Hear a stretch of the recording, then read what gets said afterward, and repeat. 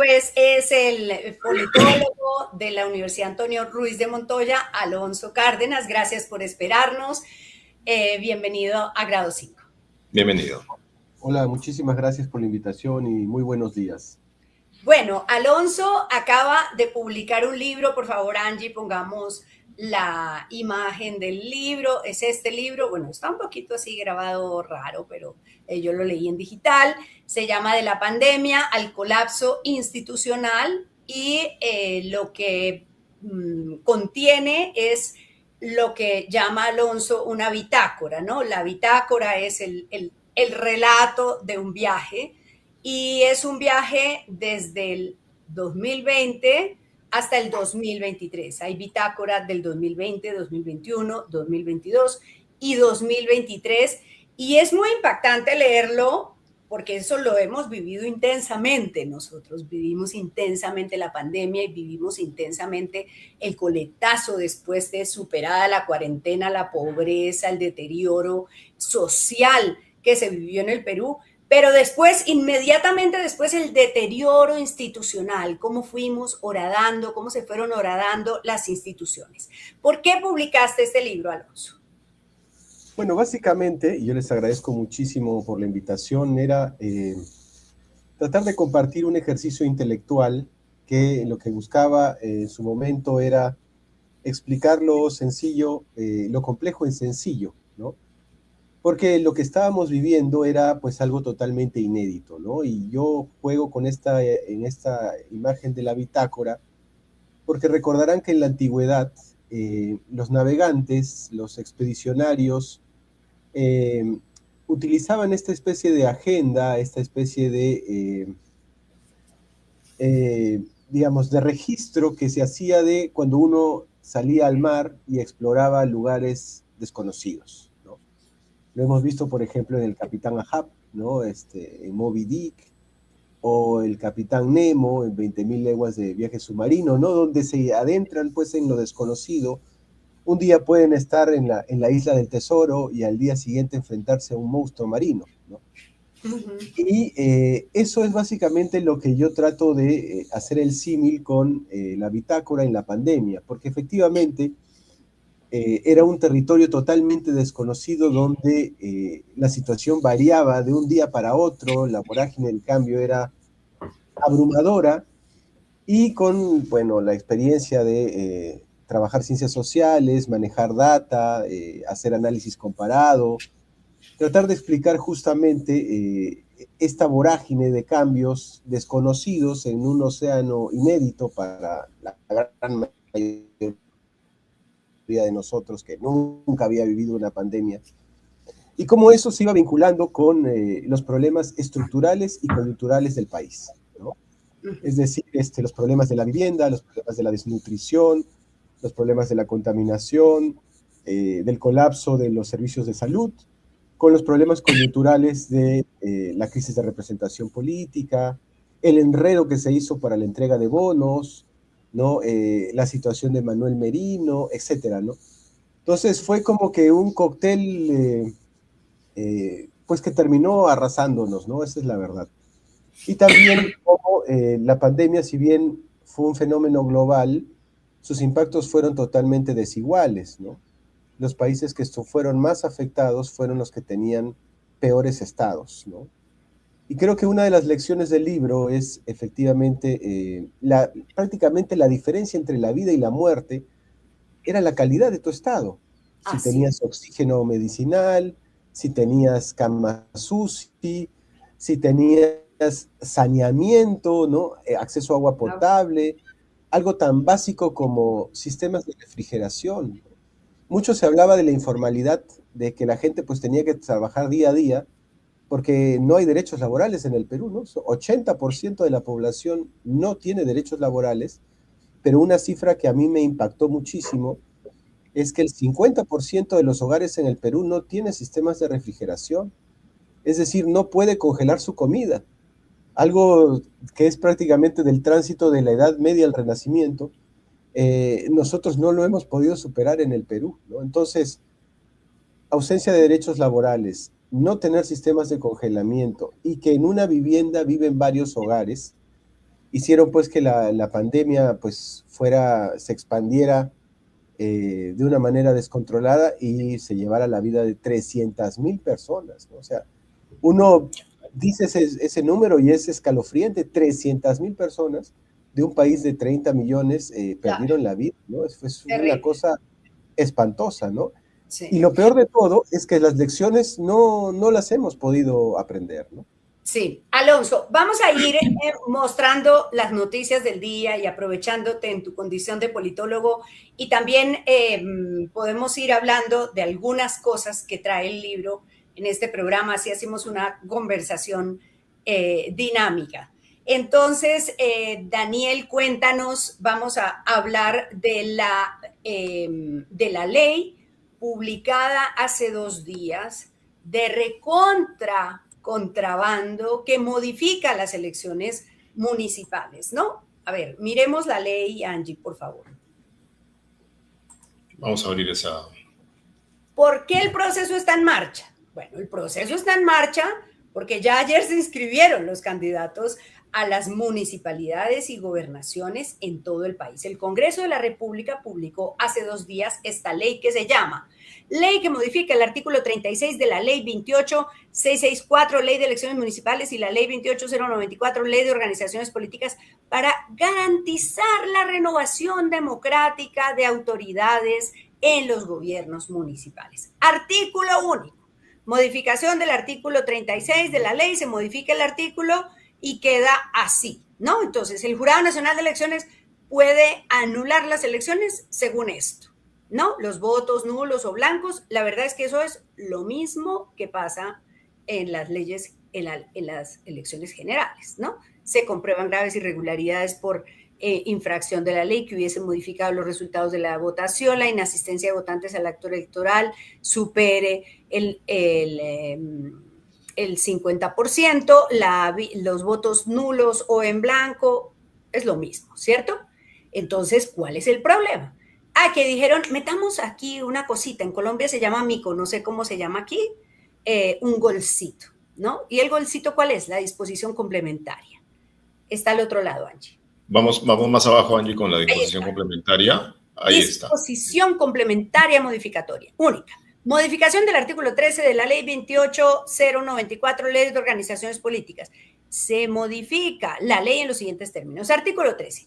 Causales de cancelación de la inscripción de un partido. Cuando el partido político no participe en las elecciones regionales en por lo menos el 30% de las regiones y en las elecciones municipales conforme al siguiente detalle. A ver. Entonces, ¿cuál es el punto? Que la ley decía que perdería la inscripción un partido que no presentara al menos 50% candidatos, al menos en 50% de las regiones. Y ellos dicen, no, eso es mucho, no tenemos. ¿Qué hacemos? ¿Qué hacemos? Cambiemos la ley, para eso estamos. Y cambian la ley al 30%. Para eso tenemos Congreso. Para eso tenemos Congreso.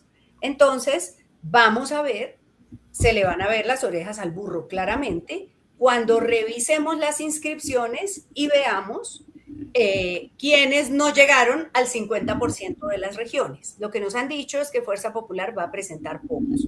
Yo no sé, pero en todo caso, alguien metió la mano, hizo esa ley. José Naupari, experto en derecho electoral, está diciendo una ley lamentable. Reducen el número de circunscripciones regionales en las que deben participar los partidos políticos. ¿A qué partidos políticos estarán salvando con dicha ley? Indirectamente, esta ley, que tiene su origen en un proyecto de ley de la Defensoría, podría incentivar el ausentismo porque solo habrá unas elecciones municipales complementarias. Ahí está, José Naupari lo dice. ¿Cómo ves esto? Solamente un complemento, perdón, antes de tu intervención, Alonso, Clara. Antes el artículo F decía lo que han cambiado, que es el literal F, decía que el partido político que no participa en elecciones regionales en por lo menos 3/5 en las regionales, 3/5, más de la mitad, y en las municipales la mitad, ¿no? La mitad, y 1/3 en las distritales. O sea, mira la exigencia que había antes, ¿no? Uh-huh. Eso, Naupari dice que ya se pueden porque ayer terminó la inscripción. Podemos hacer ya la chamba de revisar quiénes ¿Quiénes no cumplieron? ¿Cuándo lo publicaron? Hace 2 días, un día antes de que se inscriban. El proceso electoral está convocado. Si nos han dicho, yo no soy abogada, ni analista, ni politóloga, pero claramente ni experta, mucho menos en derecho electoral, pero nos han dicho que cuando el proceso electoral está en marcha no se puede modificar, es intangible, no se pueden modificar las normas, pero sí se puede, claramente. Porque además el Tribunal Constitucional ni llega ni se le espera. No se oye, padre. Tribunal Constitucional le da lo mismo la vulneración abierta a la Constitución. Alonso, después de esta desfogue. Bueno, esto tiene mucho que ver con lo que nosotros también vimos en las elecciones generales, ¿no? Por ejemplo, vinculado con el voto en el extranjero, porque también se hizo una modificación con el proceso en marcha, ¿no? Señalando que, bueno, había que traer todas las valijas, a través de valijas diplomáticas, la documentación de los votos, ya no se podía hacer, no se podía digitalizar, etcétera, ¿no? Entonces, esto es una constante del Congreso que claramente, con la firma del señor Rospigliosi, inclina la cancha, ¿no? No es un proceso electoral donde haya igualdad de oportunidades o igualdad en el acceso, ¿no? Claramente, las instituciones están jugando un papel no neutral, sino favoreciendo a determinadas tiendas políticas, ¿no? Entonces, nosotros, por ejemplo, yo no creería que hubo un fraude el día de la elección de Keiko Fujimori versus Roberto Sánchez, ¿no? Pero lo que sí hubo fue un proceso totalmente desigual, ¿no? Cuya culminación es la elección. Pero si usted revisa la literatura internacional, se dará cuenta que que la evolución ya no se da en el ánfora, sino en el proceso para construir una legitimidad democrática, ¿no? Y esto responde a esa misma dinámica, ¿no? El proceso electoral ya ha sido convocado y entre gallos y medianoche se modifican las reglas del juego para beneficiar a ciertos actores en detrimento de otros. Uh-huh. Y las instituciones que deberían jugar de árbitros, dígase, en este caso el Tribunal Constitucional, pues no juegan ese papel de árbitro imparcial, ¿no?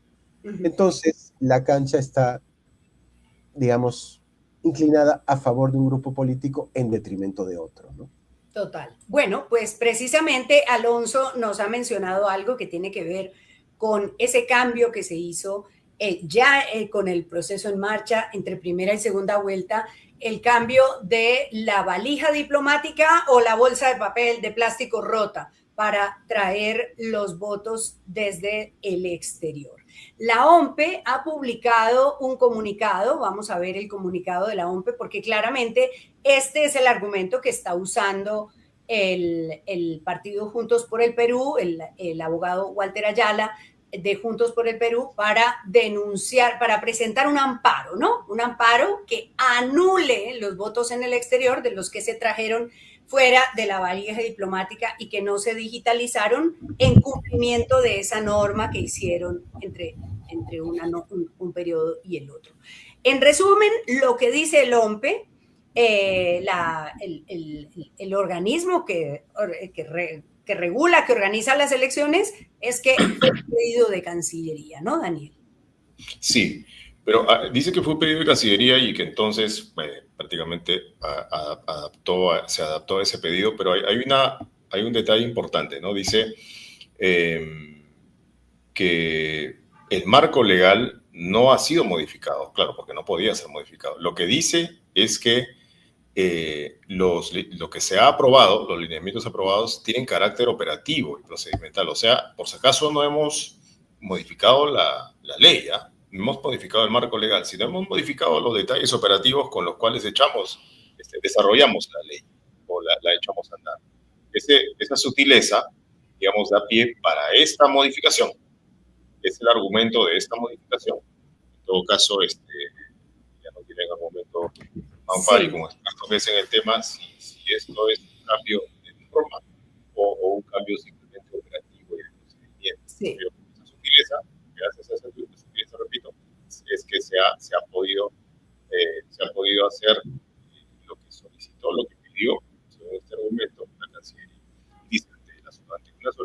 Ministerio de Relaciones Exteriores no se utilizó el aplicativo en la segunda elección presidencial, manteniéndose el traslado convencional, tal como se había hecho en anteriores procesos. Sí, me parece que se dañó tu audio, Daniel. Se empezó a bajar, no sé si pasó algo, pero la parte clave, la que está hablando Daniel, es esto. A ver, ante una solicitud del Ministerio de Relaciones Exteriores, no se utilizó el aplicativo en la segunda elección presidencial 2026, manteniéndose el traslado convencional tal como se había hecho en anteriores procesos.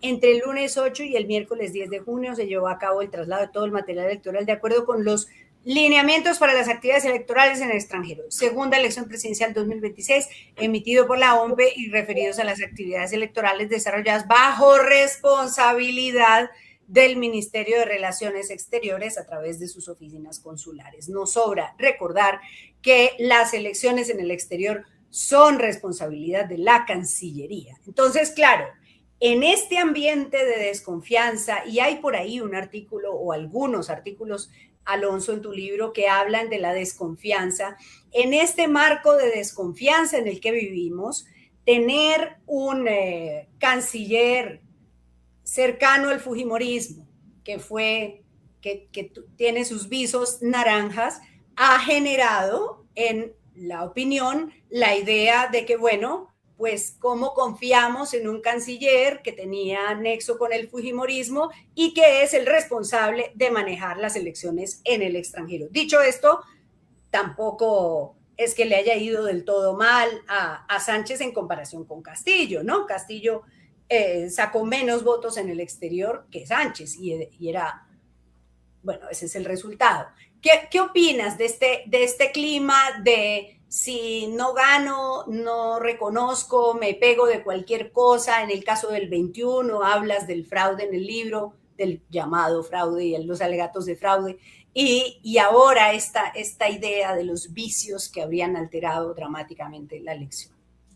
Bueno, yo creo que esto es otra vez un proceso, ¿no? Una consecuencia, un deterioro, un proceso de deterioro muy grave, ¿no? Porque esto no surge ahora, este proceso de desconfianza se agrava en el 2016, cuando Keiko Fujimori no quiere reconocer la victoria de Pedro Pablo Kuczynski. Luego vuelve otra vez con mayor intensidad el 2021, donde tampoco se quiso reconocer la victoria de Pedro Castillo.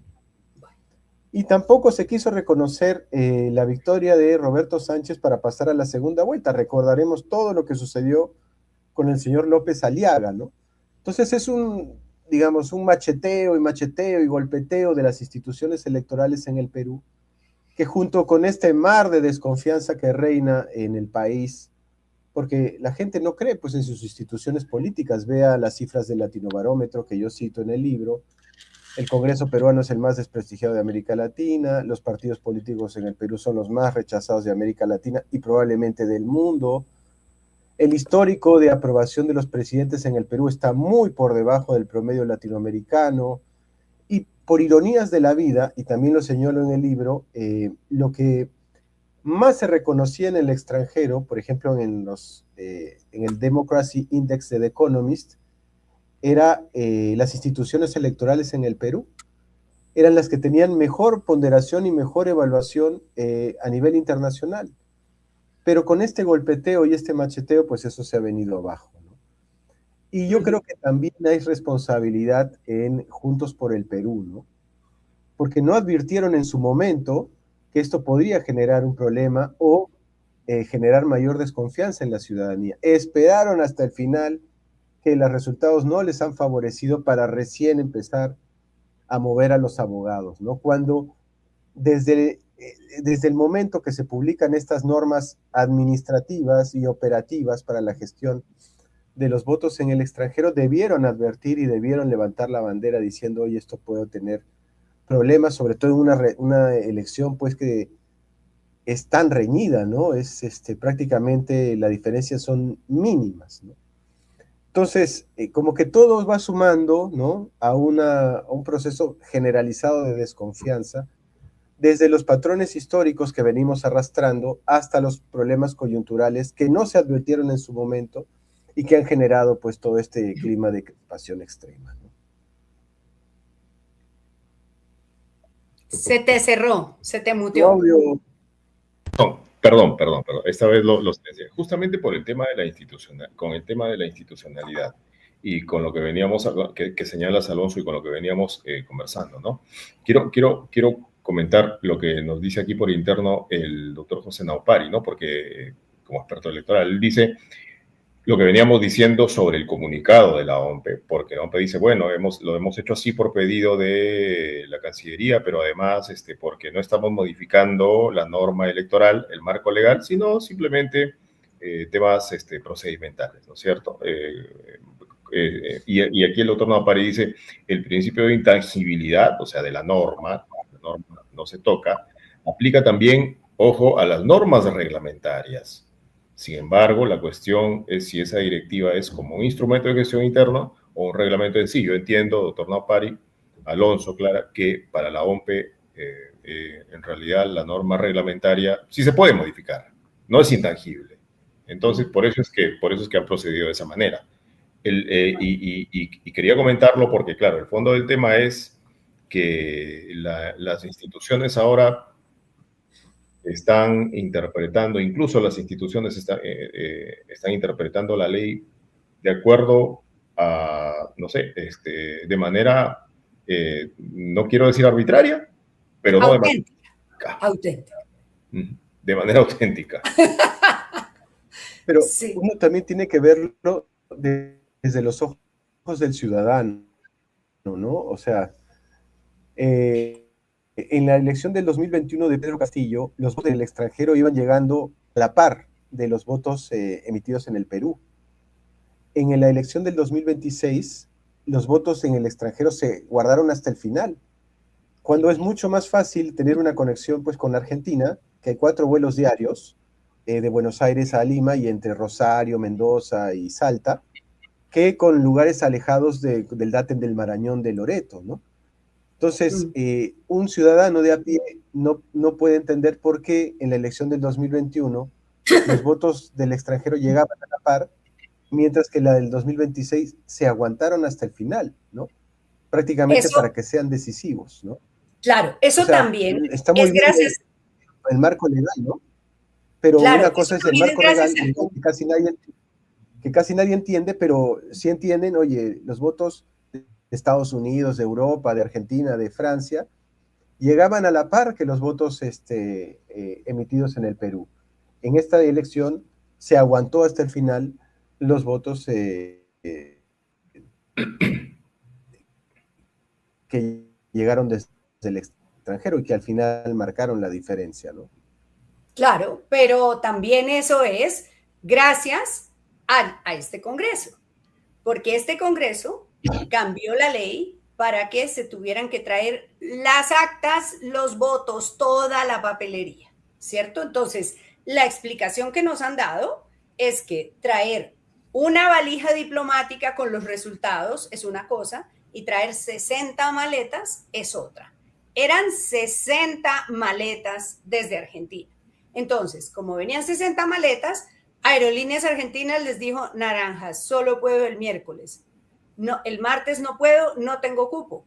Con lo cual generan una suspicacia enorme. Si queda aquí a un cuarto de hora a Buenos Aires, ¿por qué no me trajeron los votos, las actas rápido, los resultados rápido? Bueno, porque ustedes, señores del Congreso, cambiaron la ley para que se tuviera que guardar todo el material por si acaso, todo por cuenta de la misma pataleta del fraude y de las actas y de que quiero ver el padrón y todo eso que siguen ahí en eso, ¿no? Ahora están estremecidos con las alegaciones de irregularidades de Juntos por el Perú, pero eso y mucho más hicieron en el 2021, ¿no?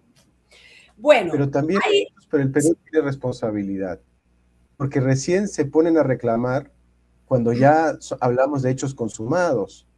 Debieron haber puesto el punto sobre las IES al momento de que esto se aprobó, porque yo recuerdo un reportaje de Ojo Público donde esto se denunció y que iba además a costar millones, porque, pues imagínense, nada más de Argentina eran 60 maletas, de Estados Unidos, o de España, o de Chile, o de Italia, donde también hay un montón de peruanos, ¿cuánto le ha costado al erario público esa gracia, ¿no? Entonces, no solamente es un problema operativo, un problema que afecta la credibilidad de las instituciones, que agrava la deslegitimación de todo el proceso, sino que tiene un enorme costo para el erario público, ¿no?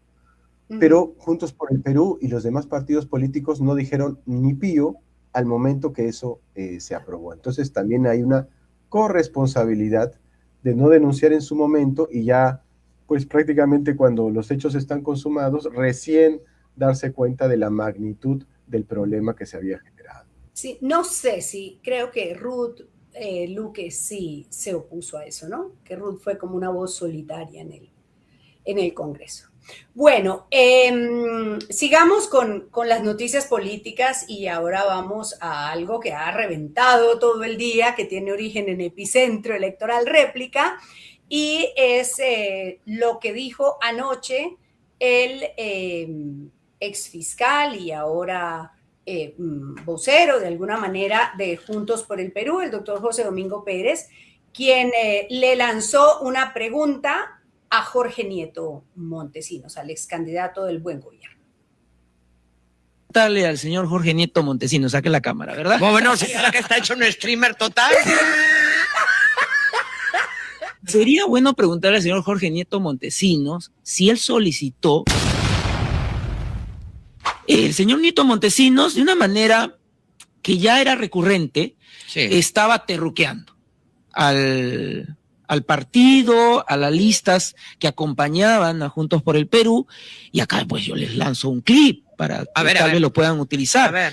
Sería bueno preguntarle al señor Jorge Nieto Montesinos si él solicitó la PCM a Roberto Sánchez al inicio de lo que fue esta contienda en segunda vuelta, porque si esa fue su solicitud y la respuesta fue negativa, entonces tal vez está justificando el por qué inició esta campaña de terruquear una opción democrática, que es la que representaba Juntos por el Perú y luego la alianza electoral con Ahora Nación y Obras. ¿Qué evidencias tiene usted de que el señor Nieto Montesinos le pidió ser el presidente del Consejo de Ministros a Roberto Sánchez al inicio de la segunda vuelta? Lo he lanzado en pregunta.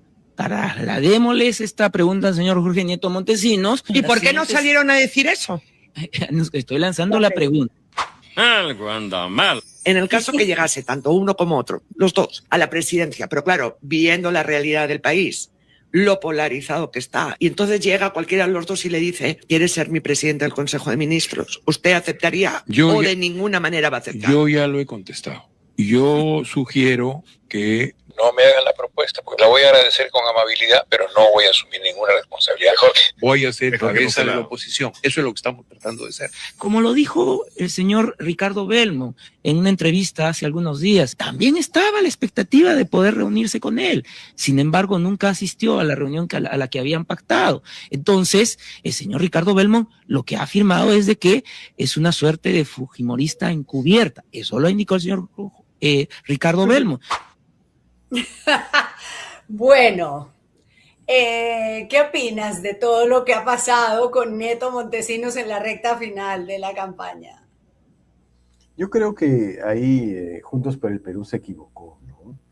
Yo creo que se equivocó golpeando a Nieto cuando el rival no era Nieto, el rival era Keiko, ¿no? Y ahí se distrajeron, abrieron oportunidades para que los indecisos decantaran al otro lado. Creo que confundieron al adversario, ¿no? Magnificaron una situación que no debió ser magnificada y eso finalmente, en el minuto final del partido, creo que les cuesta la elección, ¿no? O sea, en política es muy importante tener claridad de quién es el adversario. Y el adversario no era Jorge Nieto ni el Partido del Buen Gobierno. Ellos fijaron una posición desde el día 1, que era viciar, con la que yo no estoy de acuerdo, ¿eh? A mí me parece que en momentos de decisión uno tiene que tomar una postura, ¿no? Por ejemplo, el señor López Aliaga, con el que yo no comulgo, por lo menos de mala onda, así a regañadientes, fijó una posición y llamó a votar por Keiko Fujimori. Casi lo empujaron, pero bueno, lo hizo. El señor Nieto Montesinos desde el día 1 dijo, yo voy a viciar, llamo el voto nulo. Bueno, ya, pues es tu decisión. Pero andar peleándose con él por eso, creo yo, que en el minuto final distrajo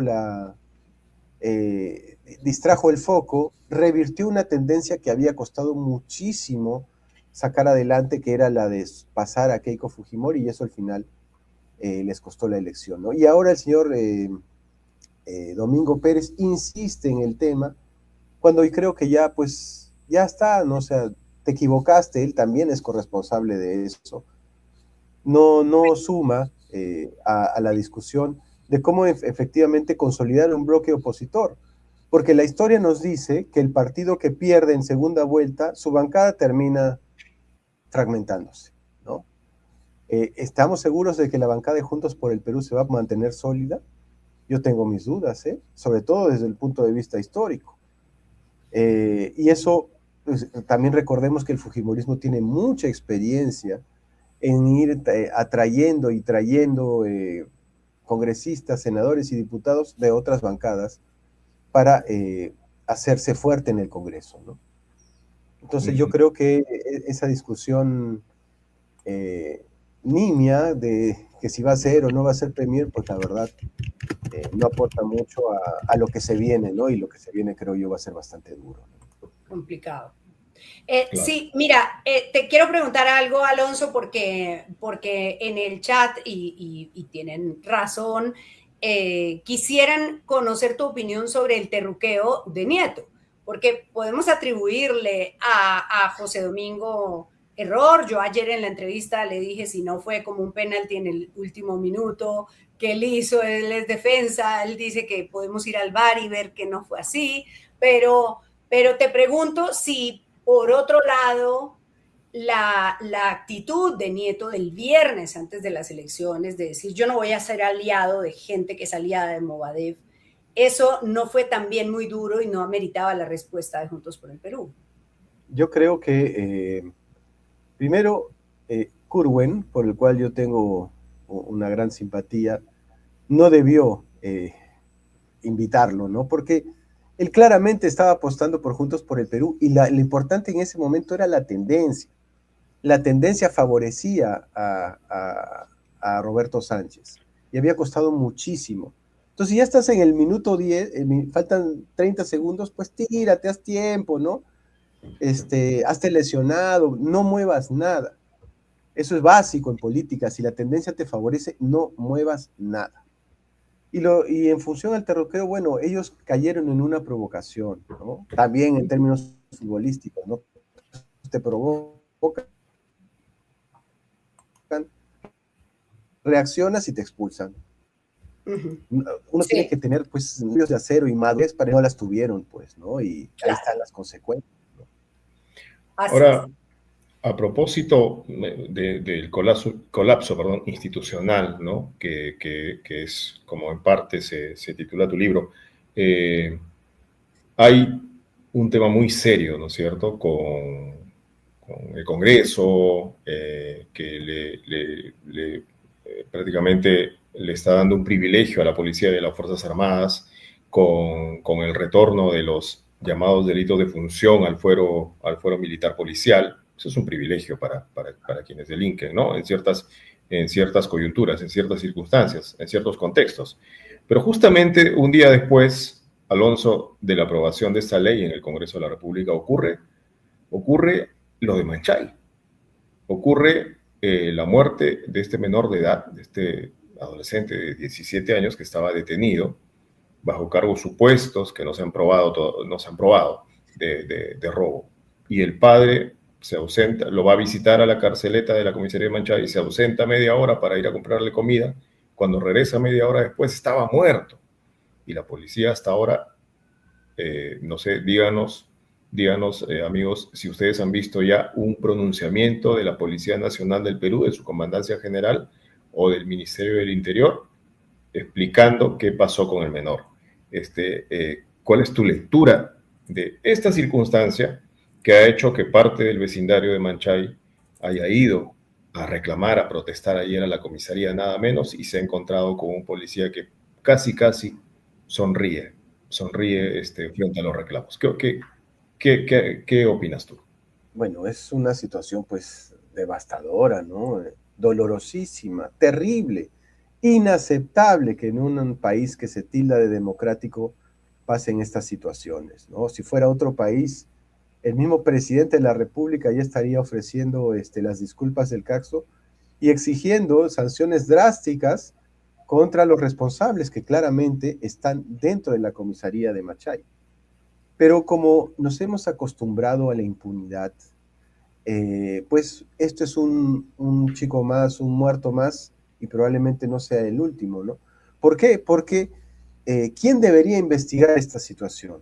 Ministerio Público. Pero el Ministerio Público pues ya no es el Ministerio Público de antes, ¿no? La Junta Nacional de Justicia debería sancionar a malos jueces y fiscales, pero la Junta Nacional de Justicia también forma parte de este nuevo tablero de ajedrez, ¿no? ¿Quién debería ser la última voz en esta situación? El Tribunal Constitucional, que se supone es el garante de la Carta Magna y de los derechos fundamentales, pero tampoco parece muy interesado en estos temas, ¿no? Entonces, nosotros como que estamos volviendo a los años 90, ¿no? Donde el fujimorismo pues tenía sus alfiles en las diferentes instituciones. Pero hay una diferencia muy, muy importante, ¿no? El presidente Fujimori, el expresidente Fujimori, llega al poder y desde el poder es cuando empieza a este proceso de copamiento que está ampliamente documentado, ¿no? Pero en el caso de la señora Fujimori va a llegar al poder ya con todo copado, ¿no? Entonces, eso para el régimen político, para el sistema democrático, ¿qué significa, no? Significa la concentración del poder prácticamente absoluto, sin pesos y contrapesos, que es la definición misma de la democracia, los pesos y contrapesos, en una misma agrupación política, ¿no? Ya el Congreso le ha despejado la cancha prácticamente, ¿no? Esto es una gran oportunidad para la señora Keiko Fujimori, que desaprovechó cuando tuvo los 73 congresistas, ¿no? Ahora todavía tiene mucho más poder que en aquella ocasión de los 73 congresistas. Se viene el fenómeno del niño de unas dimensiones épicas, ¿no? Va a utilizar este poder tan abrumador y tan grande, prácticamente sin contrapesos, para beneficiar a la población, porque lo podría hacer tranquilamente, o vamos a volver otra vez al fujimorismo de siempre con las consecuencias ya conocidas, ¿no? Yo creo que esa es la gran pregunta, porque sí, Keiko Fujimori actualmente tiene un enorme poder para ahora sí pues echar a andar la máquina del Estado y empezar a generar los cambios tan urgentes que se necesitan en el Perú. Pero sí, y además la tradición fujimorista de los 90 que está ahí, ¿no? Sí, yo creo que es muy importante remarcar el mensaje, Alonso, de que estas leyes de impunidad para los policías violadores de derechos humanos, que fue el gran talón de Aquiles del gobierno de Fujimori, porque al gobierno de Fujimori, a la dictadura, como quieran, como se llame, un cuestionamiento severo que hay que hacerle es la violación, el abuso contra la población civil, ¿cierto? Y eso no lo digo yo, sino la justicia internacional. Y la justicia nacional también lo ha dicho y lo ha reconocido, ¿no? Entonces, que sea el fujimorismo en cabeza de Rospigliosi, pero no solo de Rospigliosi, porque la señora Fujimori no nos podrá decir que es que Rospigliosi se manda solo, porque toda la bancada vota en bloque a favor de las leyes pro impunidad, las leyes que blindan a los violadores de derechos humanos que están en las filas de la policía y de las Fuerzas Armadas, y que no son todos, pero que hacen un daño enorme, ¿no? Hay que escuchar al papá del joven muerto en la comisaría, adolescente, muerto en la comisaría de Machay, porque ahora la policía salió con una teoría exótica, por decirlo menos, y es que el chico se habría lesionado con el cordón, no sé cómo se llama ese cordón, el pasador que ajusta la capucha del saquito, ¿no? Este saquito, la polera que tiene capucha, que con el cordón. Él no tenía cordones en los zapatos, no tenía cinturón, porque a los detenidos, como todos sabemos, les quitan eso para que no se autolesionen, ¿cierto? Pero según ellos, el hood tenía un cordón y con eso él se lesionó. El padre responde de manera contundente y lo que desde aquí pedimos es que se proteja a ese padre. Veamos lo que le dijo ayer a Katy Eyarza. Ya, donde indica el resultado de la necropsia, por qué fue asfixia mecánica por ahorcamiento. Ya, eso es el resultado, y acá indica que agentes causantes, elemento constructor cervical. Hay una otra persona que mató a mi hijo, suicidándolo, matándolo de la forma como... Asesinándolo, quizás. Claro, asesinándolo. Ya, lo asesinó y hicieron tal vez esa prueba de que se amarró el cuello, porque mi hijo absolutamente, él se encontraba en la carceleta, ya sin ningún objeto, no tenía ningún tipo de cordón o cable para decir, ¿no?, que él se pudo asesinar, ¿no? La policía ha señalado que es como que llevaba una capucha. ¿Eso es cierto? ¿Estaba vestido con un pulor, con una capucha quizás? Y que ahí las cintillas de esa ropa habrían sido el objeto. Negativo, señorita. Él estaba con una polera, pero en ningún momento esa polera no contaba con cordel de ajuste. No contaba con cordel de ajuste porque los técnicos, cuando lo ingresaron a mi hijo a su carceleta, le han quitado todo tipo de objetos que pueda causar daño a su salud, ¿no? Pasadores no, porque los pasadores estuvieron, las zapatillas estuvieron sin pasadores, ya, desde un inicio, ¿no? Desde que ingresó. Desde que ingresó estuvo sin pasadores las zapatillas. Y no pueden decir que mi hijo tenía un pasador. ¿Por qué? Porque cuando ellos lo hicieron llegar, supuestamente que lo llevaron a la Dirincre de Musa, ya yo mismo me he encargado, yo mismo he conversado con mi hijo sentado en las afueras de la instalación, que las zapatillas no tenían pasadores. Entonces yo le pregunté a mi hijo, ¿y los pasadores de zapatillas qué ha pasado? Ah, no, me han quitado los efectivos, me lo han quitado. Allá, Leo. Entonces, ¿estaría mintiendo la policía? Completamente es una mentira. Completamente es una mentira. Yo a los policías no se lo creo nada, porque andan pidiendo mucho dinero a cambio de todo. Si no tienes dinero, te matan. Bueno, ese es el padre que ayer en entrevista aquí con Daniel y David dijo que le habían pedido un pollo para dejar, un pollo, ¿no?, que necesitaban comer los policías. Le pidieron pollo para dejar libre a su hijo. ¿Cómo se vive, Alonso, en una sociedad en la que nadie te defiende?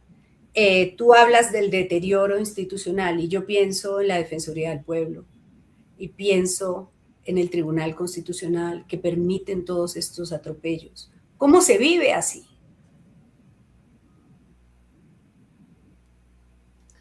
Esa es la verdad. Yo veo a ese papá, yo también soy papá, imagínense, bueno, acaba de perder a un hijo en una circunstancia terrible, absurda, dolorosísima, ¿no? Y le dice, además lo insultan, ¿no?, diciéndole que su hijo con el cordón de la capucha, o sea, teorías pues descabelladas, que solo incrementan la suspicacia y el enojo de la población, ¿no? Entonces, acá, ¿dónde está el Ministerio Público? ¿Dónde está la Defensoría del Pueblo? ¿No? ¿Dónde están las instituciones que deben efectivamente velar? Porque tengo entendido que ese muchacho es menor de edad. 17. ¿No? Con el agravante de que es un menor de edad, ¿no? Entonces, este es el proceso, pues, esta es la consecuencia de un proceso de deterioro institucional muy grave, que no tiene visos de solución, y que, como es una familia pobre, una familia humilde, pues la verdad, la ley y la justicia pues no les aplica, ¿no? Yo hasta ahora no entiendo cómo este país no está ardiendo en llamas, ¿no? Por situaciones que se van acumulando y se van acumulando, siempre en detrimento de los mismos, ¿no? De los menos favorecidos por el sistema, ¿no? Terrible. Yo solamente quiero comentar que estoy revisando las cuentas de Twitter de la Defensoría, la Fiscalía, el Ministerio del Interior, la Policía, y no hay una sola mención. No hay una sola mención. La Defensoría y la Fiscalía pusieron ayer por la mañana sendos tweets diciendo que estaban investigando, que habían asumido. Y nada más, el padre te dijo ayer que la Defensoría no se ha comunicado con él. Bueno, es una tristeza. A ver, estamos preocupados por la pérdida de dominio de ciertos investigados que de este caso, que por este caso. Exactamente. Bueno, yo tengo una noticia, voy con la mía, luego vas tú y al final le quiero hacer 2 preguntas a Alonso sobre su libro, sobre cosas que me impresionaron mucho. Entonces, esto, para sumarle, ¿no? Para rizar el rizo, como dice Anos. Hemos confirmado que ayer en el Congreso les pagaron a todos los trabajadores sin excepción. Todos los trabajadores de todos los niveles, 2 UITs. 2 UITs en menos de 6 meses. Les pagaron un bono, no sabemos por qué razón, es un acuerdo de mesa directiva. ¿A cuánto equivalen 2 UITs? A 11,000 soles, más o menos, ¿no? 11,000 soles, sin excepción de antigüedad, jerarquía, nada. Todos los trabajadores del Congreso recibieron 11,000 soles ayer, para que tengan para sus vacaciones. Está muy bueno poder entrar al Congreso porque te dan bonos de productividad regularmente. Esto no es la gratis, es un bono adicional, un acuerdo de mesa directiva de 2 UITs. Y luego, pues también si te puedes convertir en aportante al partido de tu candidata, pues bueno, está bien. Eso es lo que pasa en el Congreso, que hoy no gobierna.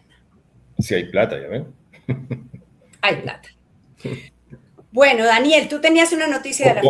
Coloca, por favor, Angie, por favor, el link que acabo de que he mandado, ¿correcto? Que es una resolución de la Fiscalía de la Nación, ¿ok? Ahí está.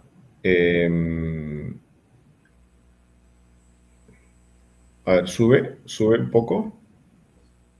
Vamos a ver, no sé si es ese el link que te he mandado. A ver, sí, eso es. Baja a la parte en donde resuelve, ¿no? Listo. Ahí está.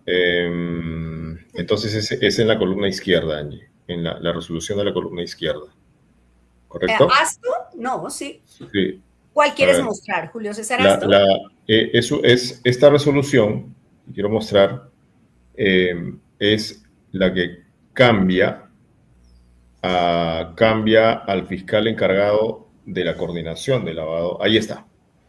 De lavado de activos. Dar por concluido el nombramiento del abogado Germán Juárez Atoche como fiscal superior provisional del Distrito Fiscal de Lima Centro y sus designaciones en la Tercera Fiscalía Superior Nacional especializada en lavado de activos y como coordinador nacional de las fiscalías especializadas en delitos de lavado de activos. Él era el coordinador, lo que era antes Rafael Vela. Él era el coordinador como fiscal superior. Bueno, el fiscal de la Nación, Tomás Gálvez, lo ha enviado a una fiscalía provincial. Una fiscalía provincial ya no es más el coordinador de lavado de activos.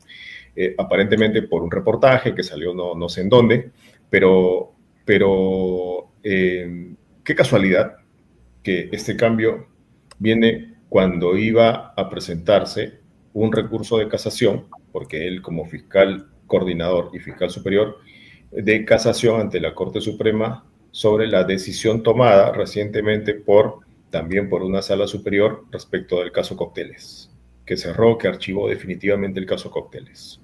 Ahí está, ese es el cambio. La pregunta es, lógicamente, la pregunta que quedará rondando es si es por este caso, pero en la Fiscalía están ocurriendo cosas cada vez más extrañas que siempre nos hacen preguntarnos por qué cambian a estos fiscales.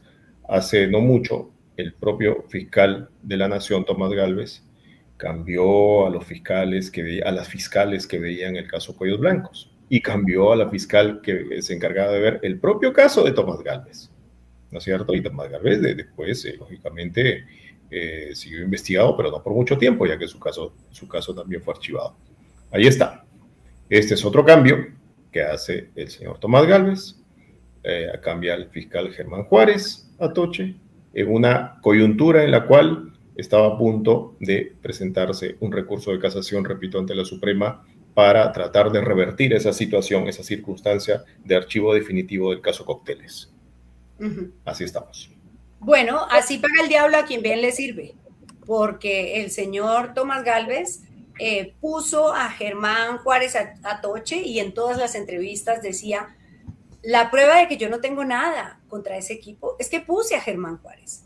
La prueba de que yo es que lo puse en el proyecto de reforma del Ministerio Público, ¿no? Y después de eso, cuando está a punto de hacer ese recurso de casación del caso Cócteles, lo manda a rodar previa operación periodística. Bueno, así nos va. Alonso, yo quiero hablarte de dos temas que están en tu libro y que pareciera, incluso podría uno pensar que no son parte de la crisis institucional, pero que sí, y tú nos vas a explicar por qué. Hay un artículo muy impactante sobre el tamaño de los peruanos, sobre la estatura de los peruanos. Entonces cuentas que hay un estudio que concluyó cosas interesantes sobre la talla, un estudio que mide a 193 países y que concluyó que pues, los más altos son Dinamarca, Eslovenia, ¿no? Pero dice que las mujeres peruanas en 1985 medían en promedio 1,50 y que solo crecieron 4 centímetros entre el 85 y el 19 y que solamente superamos en talla a países que han vivido hambrunas como Timor Oriental, Yemen y Myanmar. Y concluyes que el informe establece que esto tiene una relación directa con el Estado. ¿Cuál es esa relación directa de esto tan impactante? Que haya crecido más las mujeres bolivianas y los hombres bolivianos, ecuatorianos, que solo sean las personas peruanas más altas que los guatemaltecos en toda América Latina y que aparte del tema de la genética hay otras razones y está el Estado de por medio. ¿Por qué?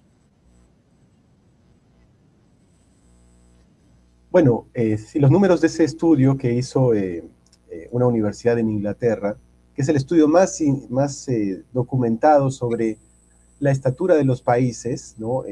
Básicamente llega a la conclusión que la diferencia está en la capacidad del Estado, ¿no? Porque entre más estatura tiene un país, quiere decir que sus estándares de vida son mejores. En el 85, si nosotros vemos Bolivia, Ecuador y Perú, que son países muy similares genéticamente, prácticamente idénticos, entre Ecuador y Perú había 1 centímetro de diferencia y entre Bolivia y Perú había, si la memoria no me falla, 1 tercio, ¿no? De 1 centímetro. Pero después de casi 3 décadas, la brecha con Ecuador se incrementa en 30% y con Bolivia 50%. ¿Esto a qué se debe, según este estudio, ¿no? A la capacidad del Estado. ¿La capacidad del Estado para qué? Para combatir la desnutrición. ¿Por qué? Porque ¿dónde se combate la desnutrición según este estudio? En la escuela pública. Es decir, darle a los niños tanto un buen desayuno, un buen almuerzo, incluso una buena cena. Que esos niños hagan actividad física, que tengan condiciones para descansar, para dormir bien, ¿no? Y la estatura de las personas es un indicador pues de bienestar, ¿no? Entonces, si nosotros nos comparamos con otros países, por ejemplo, Costa Rica ha crecido, creo, según el 5.7. 5.7, y lo de los chinos es impresionante, creo. 8.1. 8.1. Yo tengo como un poco de Asperger con los números ya. Y eso es capacidad estatal, porque los chinos históricamente no han sido altos, pero tienen tal capacidad estatal para tener un seguimiento nutricional en la escuela, para el seguimiento que se le hace a las mamás desde que el niño está en la barriga, es decir, todos los servicios públicos que puede dar. Costa Rica también han dado un salto pues impresionante, es un país muy estable económicamente, con instituciones sólidas, un buen sistema de salud. Y, o sea, yo lo veo, por ejemplo, como profesor universitario, ¿no? Yo veo a los estudiantes de intercambio que llegan y las diferencias en estatura y en masa muscular con los muchachos peruanos que son de la misma edad son abismales, ¿no? Abismales. Y no veo que esto se empiece a revertir, sino que se está agravando con el paso del tiempo, ¿no? Entonces, la estatura, según este estudio, no es solamente un tema genético, es un tema de capacidad estatal. Así es. Tiene mucho que ver con cuáles son los bienes y servicios que da el Estado para garantizar el bienestar de la población, ¿no? Y el bienestar de la población tiene que ver con actividad física, con buenas condiciones socioeconómicas y sobre todo con una buena nutrición. Si nosotros vemos el programa de excelencia de bandera contra la desnutrición en el Perú, era el Caliwarma, que daba con comida podrida a los niños, recordaremos, ¿no? Y nadie fue preso por esa situación. Con caballo. Mira, y la segunda, que tiene mucha relación, es un tema que está en varios de los artículos de esta bitácora. Recomiendo el libro de Alonso y con esto terminamos, pero es el tema de la comida chatarra, Alonso. Y tú das un dato que a mí me impresionó, y es que el peruano promedio come 52 kilos de comida chatarra al año. ¿Eso qué tiene que ver con el Estado? Bueno, ahí, si ustedes recordarán, en la pandemia de COVID, las personas con sobrepeso y obesidad, pues prácticamente era una sentencia de muerte tener sobrepeso y obesidad en el COVID, ¿no? Porque ahí la pandemia no tenía nada de piedad con estas personas, ¿no? Y en ese artículo se demuestra claramente que hay una explosión de obesidad y de sobrepeso desde los cambios en los hábitos alimenticios que se dieron en el Perú a partir de la explosión de restaurantes de comida chatarra en el país, ¿no? Tanto comida chatarra como la ingesta de bebidas gaseosas, ¿no? Y ahí el Estado también tiene un rol preponderante, ¿no? Porque no solamente la comida chatarra genera discapacidad, que le cuesta muchísimo dinero al Estado, ¿no? Porque tratar las enfermedades que esto después conlleva, como el cáncer de colon, la diabetes, es un costo onerosísimo para los sistemas de salud, sino también una manera de regular que las poblaciones en situación de mayor vulnerabilidad, como los niños y los adolescentes, no coman este tipo de alimentos, por ejemplo, en los colegios, ¿no? Que esté proscrito. Eso ya se está haciendo en otros países, ¿no? Donde se está proscribiendo la venta de comida chatarra en los colegios, se está regulando la publicidad de comida chatarra en medios masivos de comunicación, porque esto tiene un costo muy alto para el Estado y una afectación directa al derecho a la salud de las personas, sobre todo las más vulnerables, niñez y adolescencia. ¿Quién termina pagando los platos rotos? El Estado, porque su población es cada vez menos saludable y los costos que se te generan después para luchar contra el cáncer de colon, la diabetes, la depresión, etcétera, son onerosísimos para un país que la verdad no tiene los recursos para enfrentar esta situación, ¿no? Y bueno, las políticas públicas, digamos, por ejemplo, como has dicho, los estados ponen más impuestos a las gaseosas, ¿cierto? Para que la gente se desincentive. pero en el Perú están pretendiendo subir el impuesto selectivo al consumo. Yo no sé si eso es antitécnico, a las gaseosas, y hay una rebelión, se están moviendo a los bodegueros, diciendo que eso va a quebrar la economía nacional. Bueno, y la cerveza, los licores y las gaseosas. Pues bueno, todo el problema que se hizo por los octógonos. Claro, ¿no? Que terminaron generando la ruptura entre Vizcarra y Keiko Fujimori. Un tema de fuerza popular, justamente. ¿Sí? Claro, ¿qué prima? ¿El derecho a la salud? O sea, desde mi punto de vista, el derecho a la salud. No, pero la empresa es muy importante, porque sin empresas no mantenemos este modelo tan maravilloso que nos ha llevado a donde estamos. Gracias, Alonso, por estar con nosotros. Tenemos mucho tiempo, pero hicimos todo el programa contigo porque es interesante tu postura. Muchas gracias. Gracias a ustedes por la invitación. Muchas gracias. Un gusto que hayas estado aquí. Gracias.